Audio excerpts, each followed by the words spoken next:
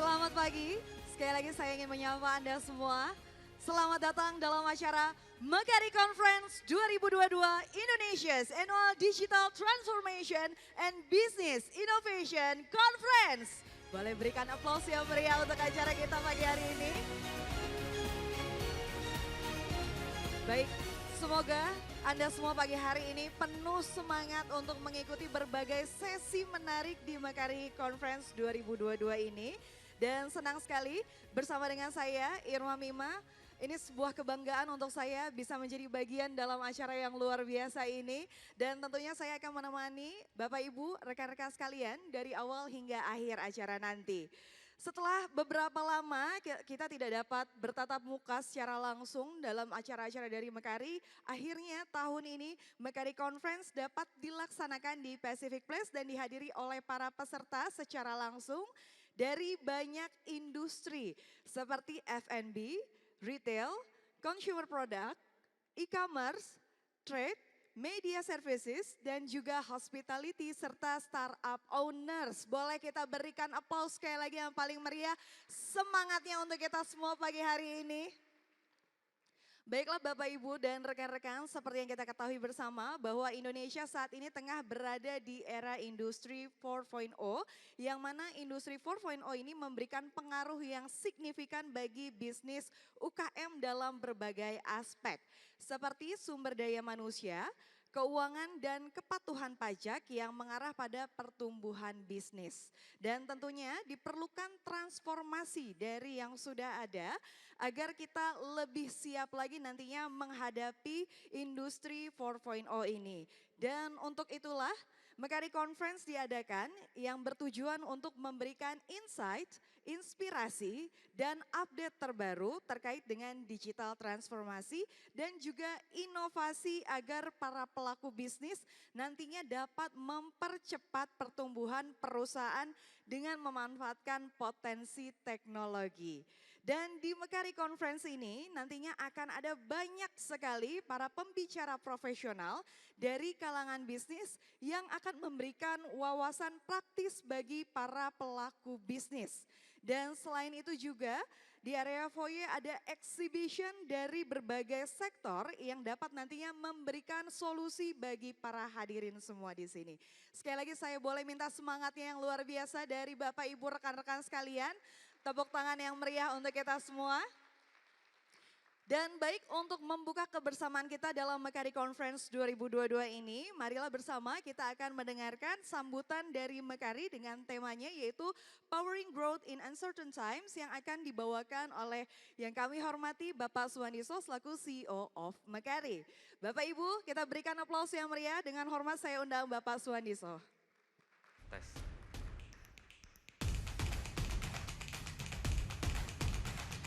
Selamat pagi, selamat datang di Mekari Conference 2022.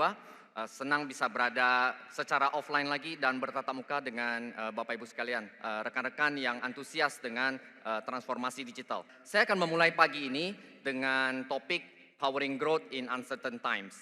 Dan kenapa topik ini relevan di hari-hari seperti sekarang ini, itu karena 1-2 tahun lalu mungkin kita berada di ketidakpastian, yaitu bagaimana sih situasi COVID ini, dan sekarang kita mulai bisa melihat titik terangnya lah ya.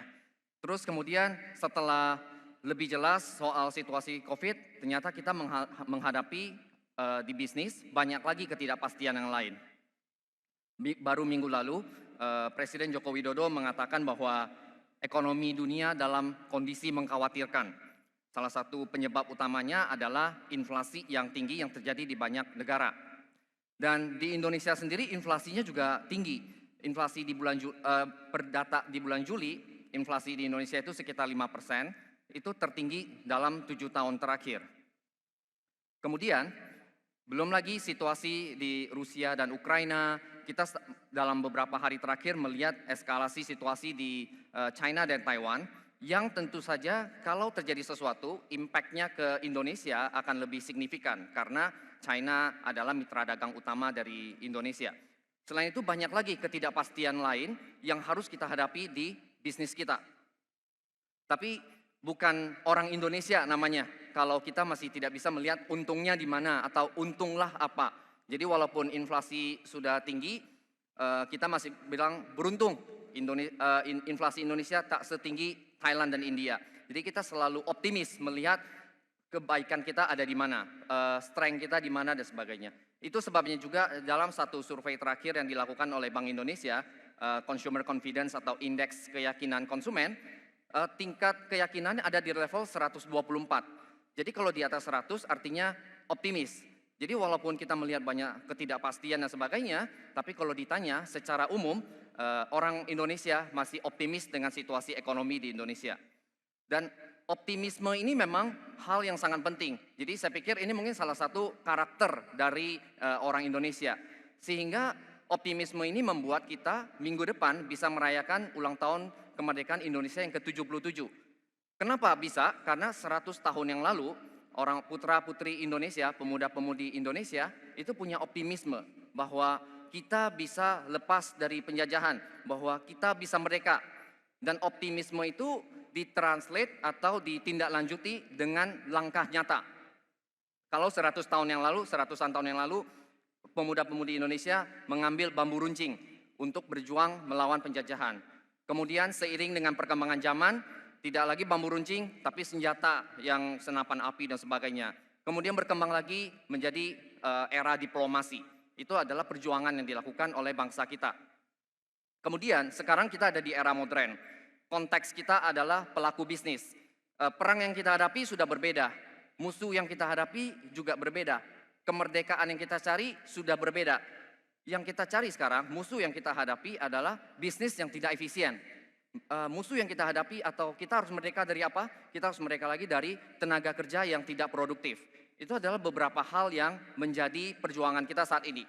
Itu sebabnya di Mekari, kita sebagai perusahaan teknologi, kita ingin menyediakan bambu runcing bagi para pelaku bisnis yang optimis, bagi para pelaku bisnis dan profesional yang selalu yakin bahwa bisnisnya masih bisa tumbuh lebih cepat lagi. Bambu runcing sekarang itu adalah teknologi.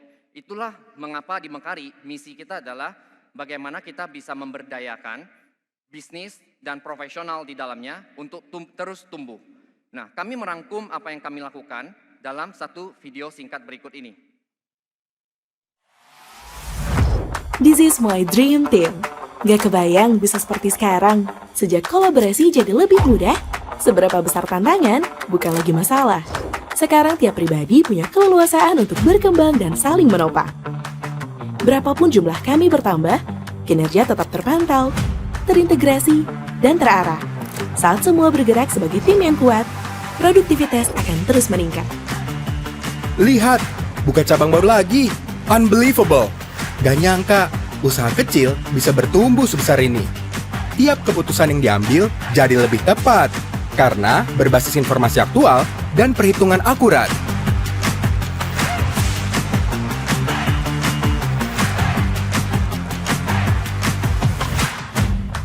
Pertumbuhan usaha jadi lebih sehat, dan tentunya bisa berkembang lebih cepat. Game changer tak serumit yang kukira. Ternyata membangun pelayanan profesional bisa sesederhana ini. Senang rasanya melihat kepercayaan terus tumbuh sekaligus memberi makna bagi kehidupan. Sebagai bisnis platform yang terintegrasi, Mekari mendukung pertumbuhan usaha untuk terus memberi manfaat bagi Indonesia. Mekari impianmu. Mekari potensimu. Mekari pertumbuhan usahamu. Mekari Power Your Growth. Ya, Mekari Power Your Growth. Itu yang ingin kita lakukan dengan membantu Bapak Ibu agar bisa bertumbuh lebih cepat lagi. Saat ini Mekari telah membantu lebih dari 30.000 bisnis dan lebih dari 700.000 profesional di Indonesia untuk memanfaatkan teknologi, memajukan bisnisnya. Yang kita lakukan itu bervariasi, mulai dari bagaimana membantu Bapak Ibu untuk lebih efisien dalam operasional perusahaan, ataupun membuat Bapak Ibu agar lebih mampu melayani customer, melayani pelanggan, dan memberikan satisfaction kepada mereka. Dan sama seperti apa yang kita sedang lakukan hari ini, apa yang kita coba berikan kepada Bapak Ibu dalam sesi satu hari ini adalah inspirasi, insights, dan tentu saja kita boleh optimis tentang bisnis kita. Tapi yang paling penting adalah bagaimana Bapak Ibu kemudian mengambil langkah nyata. Langkah nyata yang harus Bapak Ibu lakukan saat ini sesuai dengan era sekarang adalah bagaimana memanfaatkan teknologi untuk kemajuan bisnis. Terima kasih. Semoga sesi Mekari Conference sepanjang hari ini bisa memberikan manfaat kepada Bapak Ibu semua. Terima kasih. Baik, terima kasih. Kita berikan aplaus yang meriah untuk Bapak Suwaniso yang sudah membuka rangkaian acara kita pagi hari ini dalam Mekari Conference 2022. Dan Bapak Ibu serta rekan-rekan tentunya masih akan ada banyak sekali nantinya informasi menarik. Jadi bagi Anda yang mungkin baru saja bergabung, sekali lagi saya ucapkan selamat bergabung dalam Mekari Conference 2022. Dan yang berikutnya kita akan sama-sama mengetahui Indonesia Digital Roadmap 2021-2024. Dan saya akan undang yang kami hormati Bapak Inyoman Adi Arna, Direktur Ekonomi Digital, Kementerian Komunikasi dan Informatika Republik Indonesia. Kita berikan aplaus yang meriah untuk Bapak Inyoman.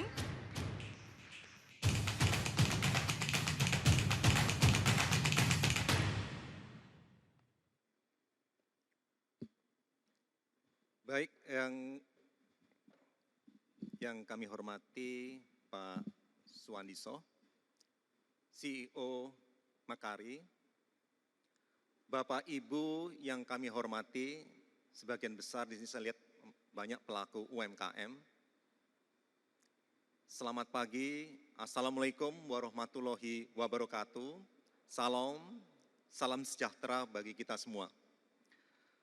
Saya mungkin tidak memberikan sambutan ya, hanya saya ingin share tentang program-program pemerintah dalam mempercepat digitalisasi dan juga termasuk bagaimana mendorong pelaku UMKM kita bisa tumbuh terus berkembang dengan mengadopsi teknologi digital. Saya sebenarnya ada slide, tetapi nanti mungkin silakan bisa saya share juga, bisa dibaca-baca. Yang pertama adalah bahwa selama pandemi ini sebenarnya telah terjadi proses transformasi digital yang sangat masif di Indonesia. Karena keterpaksaan, maka kita terpaksa mengadopsi teknologi digital. Pada saat pandemi, Bapak Presiden juga menyampaikan ada langkah-langkah, ada 5 langkah dalam melakukan transformasi digital. Salah satunya adalah yang mungkin sebagian besar Bapak Ibu sudah ketahui adalah mempercepat perluasan akses dan peningkatan infrastruktur digital. Rasanya kalau tanpa infrastruktur digital yang madai, rasanya sulit bagi kita untuk bicara tentang transformasi digital. Pembangunan infrastruktur digital mutlak harus dilakukan kalau kita ingin segera mempercepat transformasi digital. Dan Kementerian Kominfo saat ini memang lebih dikenal 2 hal. Yang pertama, membangun infrastruktur digital, dan kedua adalah melakukan pemblokiran, taking down. Tetapi kami juga banyak program, kami juga punya banyak program dalam melakukan hilirisasi dari kegiatan ekonomi melalui transformasi digital. Kemudian langkah transformasi digital yang lain dilakukan oleh pemerintah adalah bukan hanya infrastruktur, kita juga menyiapkan data center, pusat data nasional. Tujuannya apa pusat data ini?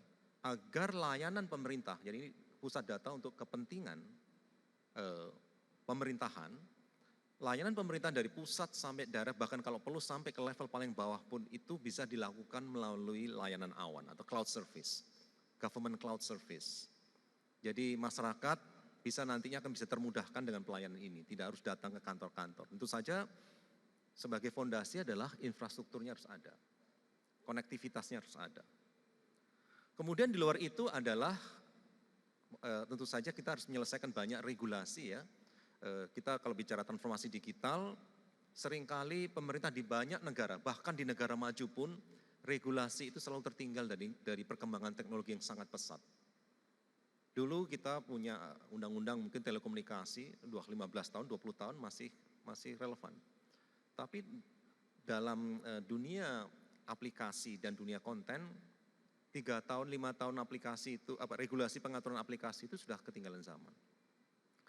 Makanya kita sekarang juga sedang, Bapak Ibu mungkin sudah dengar, kita sudah melakukan juga pengaturan-pengaturan yang kita sebut dengan penyelenggara sistem elektronik, kewajiban mereka melakukan registrasi, yang tujuannya adalah memastikan ya, pertama adalah kehadiran pemerintah di ruang digital, kedua adalah memastikan level playing field. Ya. Jangan sampai ada pemain-pemain di luar negeri memberikan layanan, mendapatkan pemasukan yang sangat besar, tetapi dia tidak merasa punya kewajiban apapun pada saat melakukan bisnis di Indonesia. Itu kemudian selanjutnya saya juga ingin menyampaikan ya, arahan Bapak Presiden pada awal tahun ini sebenarnya adalah kita melakukan recovery ekonomi setelah pandemi ini. Yang menjadi tulang punggung adalah UMKM.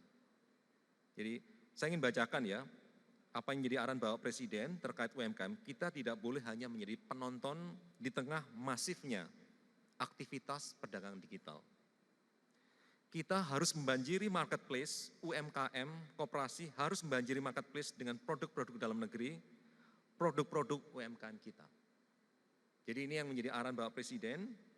Sebagai informasi, tahun ini ada kurang lebih 400 triliun target pengadaan produk dalam negeri. Dan sebagian besar akan diprioritaskan untuk UMKM. Ya, kemarin sudah ada, melalui banyak program kegiatan business matching, program Bangga Buatan Indonesia, kita juga menargetkan dalam sistem katalog, e-katalog nasional, sistem pengadaan kita, 1 juta UMKM terregistrasi. Ini bukan pekerjaan mudah, bagi UMKM mungkin belum terbiasa masuk dalam e-katalog, bagi pemerintah daerah, bagi kami di pemerintah pusat juga belum tentu terbiasa dengan aturan baru ini, makin banyak pemain-pemain di dalam e-katalog, tetapi ini harus kita lakukan. Peraturannya sudah ada, kalau belum sempurna akan kita sempurnakan. Jadi silakan Bapak Ibu pelaku usaha di sini, kalau ingin terlibat dalam pengadaan pemerintah, barang-barang pemerintah, barang dan jasa pemerintah, silakan bergabung dalam e-katalog. Hal kedua yang ingin kami sampaikan adalah target akselerasi UMKM onboarding. Saat ini konon ada 64 juta UMKM. Akhir tahun ini ditargetkan 30% atau 20 juta UMKM harus onboarding. Onboarding itu artinya mampu berjualan di platform digital. Ini harus kita lakukan, kalau tidak kita akan tertinggal dari negara lain. Tetangga kita misalnya Thailand atau Vietnam. Akhir tahun 2024, 50% UMKM yang ada di Indonesia harus mampu berjualan dan menggunakan platform digital. Platform digital bisa saja dengan ya e-commerce, platform e-commerce atau apapun ya. Ini harus kita lakukan kalau kita tidak ingin tertinggal dibandingkan negara lain, dan kalau tidak kita akan dibanjiri dengan layanan-layanan digital dari negara lain. Itu mungkin yang kami sampaikan Bapak Ibu sekalian. Jadi kemudian kami ingin menyampaikan bahwa tadi sudah kami sampaikan ya, bahwa dalam melakukan transformasi digital sebagai fondasi adalah infrastruktur digital. Setelah infrastruktur digital dibangun, maka yang berikutnya adalah kita harus mendorong 3 hal ya. Ekonominya terdigitalisasi atau ekonomi digital, pemerintahnya terdigitalisasi, dan masyarakatnya terdigitalisasi. Tiga-tiganya harus berjalan beriringan. Bapak Ibu di sini mungkin tadi saya lihat menarik sekali aplikasi yang disampaikan, ya misalnya sistem akuntansi ya untuk UMKM. Ini juga harus disertai juga tingkat literasi digital yang memadai dari penggunanya masyarakatnya. Masyarakat harus bisa menggunakan misalnya mengamankan passwordnya.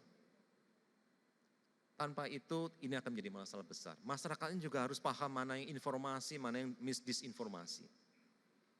Karena itu kami tahun lalu target kegiatan literasi digital kita adalah 12,5 juta orang harus ditingkatkan kecakapan digitalnya atau literasi digitalnya. Ini jumlah yang sangat besar. Dan ini banyak dilakukan juga di negara lain.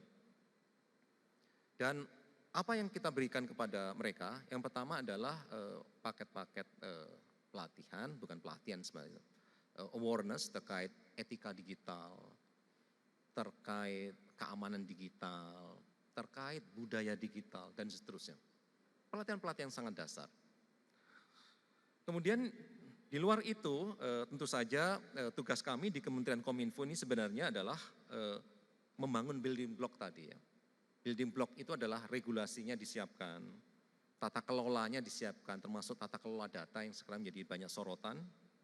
Kemudian adalah hilirisasi dari pemanfaatan infrastruktur digital dan konektivitas. Setelah ada infrastruktur, setelah ada jaringan, jangan sampai masyarakat tidak memanfaatkannya itu.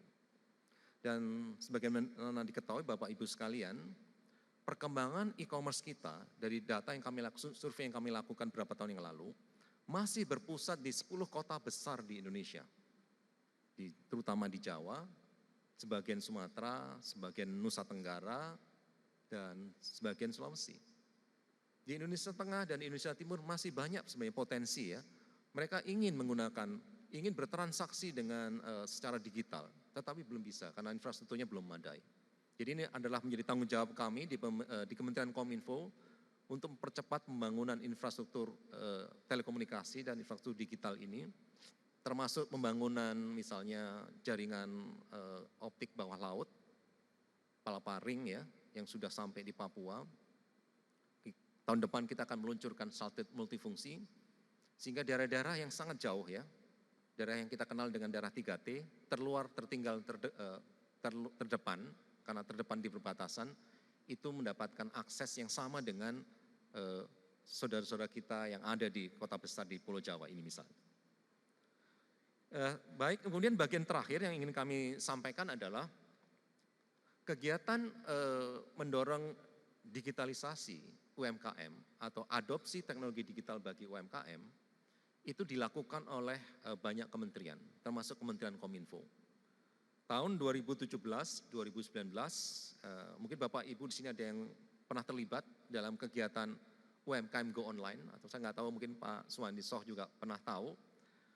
Waktu itu kita mendorong UMKM Go Online ya, menggunakan platform digital.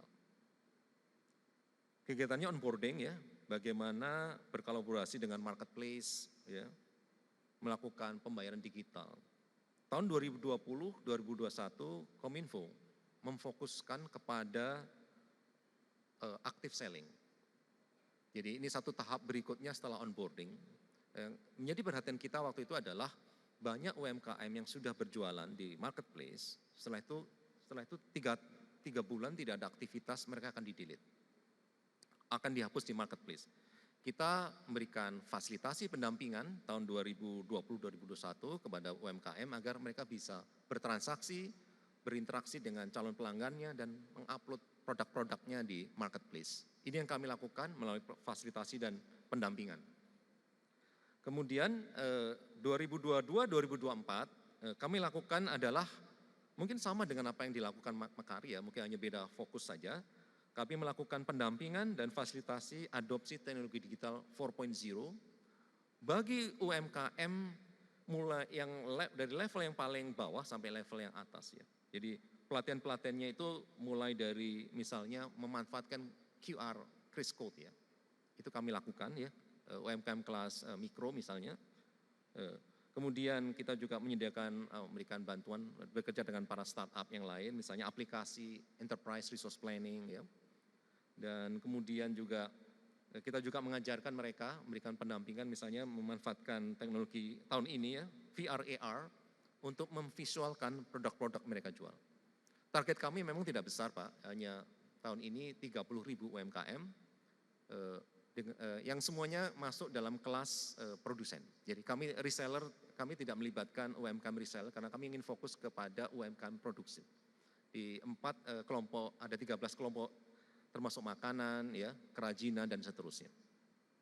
Dan kami berfokuskan juga pada, kami memfokuskan diri juga pada 13 daerah prioritas, termasuk 10 destinasi wisata prioritas di mana kegiatan ekonominya cukup masif di sana. Baik Bapak-Bapak dan Ibu sekalian, itu mungkin yang kami bisa tambahkan. Kemudian satu hal lagi yang kami sampaikan adalah bahwa dalam melakukan adopsi teknologi digital, kami juga melakukan pemetaan ya terhadap UMKM dengan melihat level, derajat dari kemampuan mengadopsi teknologi digital. Itu kami lihat dari dua hal ya, dari perspektif bisnis dan perspektif adopsi teknologi.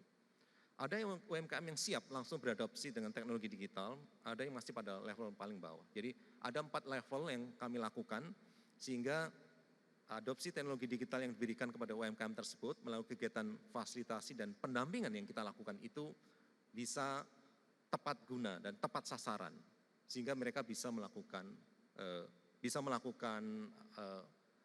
pemanfaatan teknologi digital itu secara optimal. Baik, itu yang mungkin kami bisa sampaikan sebagai pengantar dari kegiatan dari Mekari Conference ini. Terima kasih. Wassalamualaikum warahmatullahi wabarakatuh. Selamat siang. Baik, terima kasih Pak Inyoman. Mohon berkenan untuk tetap berada di atas panggung. Kita akan masuk ke prosesi opening ceremony dan untuk itu kembali dengan hormat saya mengundang Bapak Suwandiso, CEO of Mekari.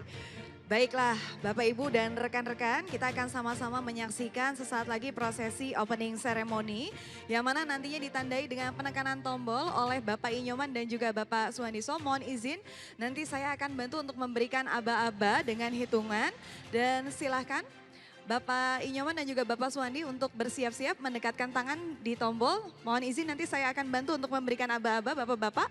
Baiklah, seperti yang sudah siap dengan penuh semangat untuk membuka rangkaian acara Mekari Conference 2022 dalam hitungan 3, 2, 1.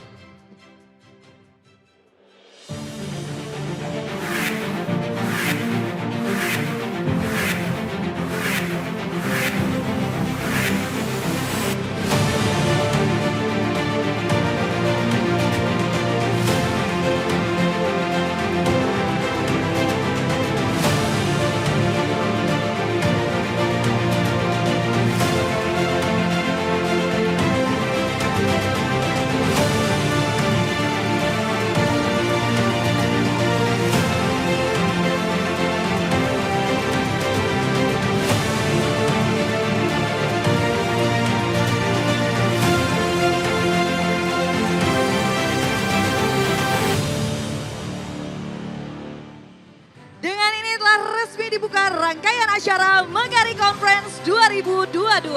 Berikutnya Bapak Suwandiso dan juga Bapak Inyoman mohon kembali berada di tengah. Kita akan mengabadikan momen yang spesial pada kesempatan pagi hari ini dalam Mekari Conference 2022. Silakan untuk tim dokumentasi agar dapat mengabadikan momen ini.